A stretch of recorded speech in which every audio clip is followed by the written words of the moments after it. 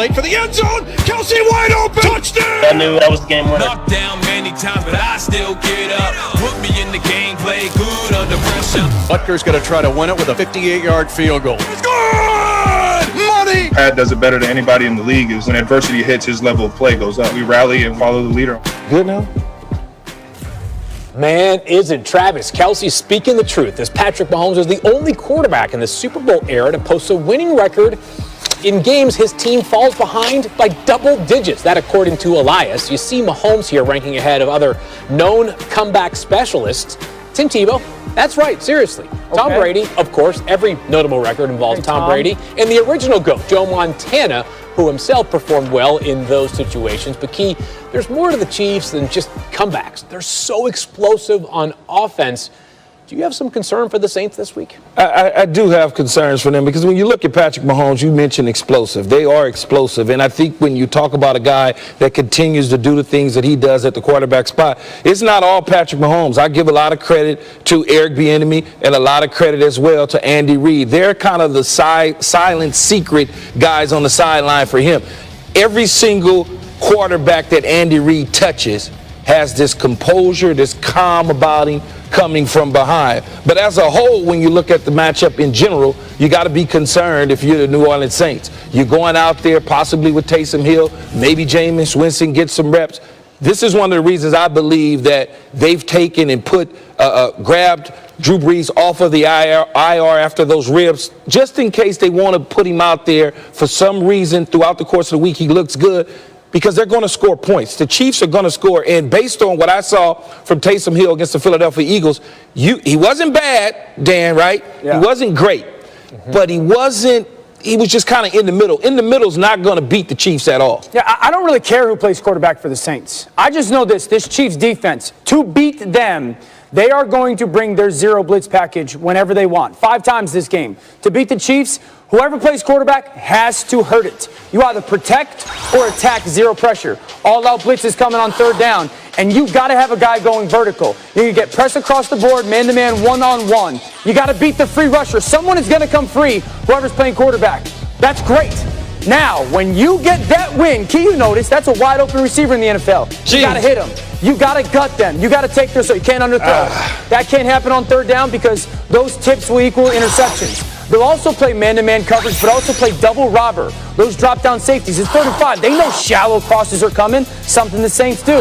Listen, man, you have got to be willing to be aggressive on 3rd down when they're going to play that drop-down coverage. Look at those safeties. Ooh. They got those eyes on those shallow crosses. The go route's got to go. It's got to leave your hand, and you got to go win contested routes again. If you're going to get into empty, the Saints do this. And they're going to bring out their all-out pressure. Look at this. That's 5 guys pressed across the line of scrimmage. You don't see that in the NFL. Again, if you have that deep shot, no drift, no, the ball's got to come out. That's wide open. Taysom Hill, Drew Brees, Jameis Winston, I don't care who it is. To beat the Saints, no matter what the week is, especially on Sunday when you play them, when they bring their zero blitz, you cannot think, I got to protect. You think, I got to attack. And you got to hit them to beat the Chiefs. Yeah, and you cannot have any self-inflicted wounds against Kansas City. Here on NFL Live, we don't promise you average. We promise you the best, which is why it's now our pleasure to bring in Swagoo as promised. Swagoo, he made it on this massive. Hello, sir. What do you got in this massive matchup? Yeah, I see what Dan and Key are talking about with the breakdowns from an offensive standpoint and the Saints, but this is up to the defensive line as well for the New Orleans Saints to generate pressure and keep guys in coverage as much as you possibly can. Look, we talked all year about what Patrick Mahomes does against the blitz. He's a better quarterback against the blitz than he is when you're playing just regular coverage on the back end. So this is up to Cam Jordan, Hendrickson, Marcus Davenport. These guys have to apply the type of pressure to Patrick Mahomes to make him make off-script plays and to create opportunities for this back end. Remember, before the Philadelphia Eagles game, we were talking about the Saints being the best defense because they had made tremendous strides on the back end. Stop giving up a huge amount of plays. Now you get the Kansas City Chiefs, who are known for big plays, who are known for those shots to Tyreek Hill and Travis Kelce. Now it's up to the guys up front to get pressure. If you go back to the Super Bowl last year, Bosa was trending expecting to be the MVP of that game, and that is the thing that was stymieing the Kansas City Chiefs. So the New Orleans Saints defensive line has to show up early and often in this game to have any shot at trying to take care of Patrick Mahomes in this offense. And it's especially going to be difficult for the Saints if they don't have their quarterback, that, of course, being Drew Brees. So let's bring Adam Schefter back into the mix. And Schefter, we've been talking about it all week. What is the latest that you've heard on Drew Brees?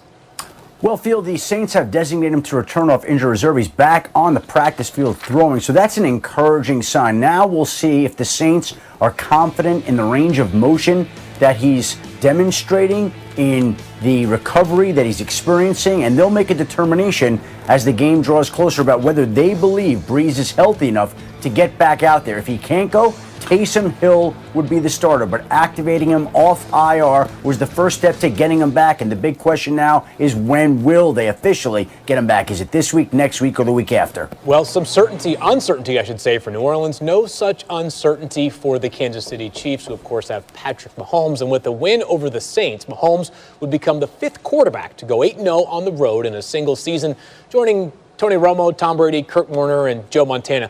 Pretty decent company, if you ask me. Heard of them? So the Chargers are looking to put a dent in the Raiders' playoff aspirations tonight. And later on NFL Live, we look at how Las Vegas can avoid the upset by their fellow division foe. And someone at our desk believes Baker Mayfield is doing just fine for the Browns. Keyshawn Johnson, what are you keeping an eye on tonight? Well, I think the one thing I'm going to watch on this one is Henry Ruggs. What happens to the vertical stretch game for the Raiders? Henry Ruggs is out because of COVID, and when you think about this situation, he stretches his field for Waller. He stretches the field for Aguilar. Can they continue to do that with him on the sidelines? I want to watch Justin Herbert. I mean, every game it seems that Justin Herbert makes 3 or 4 splash plays for this Chargers offense, just big-time throws that you go, man, this guy looks the part. And we know this Raiders defense is struggling. Watch for throws like this.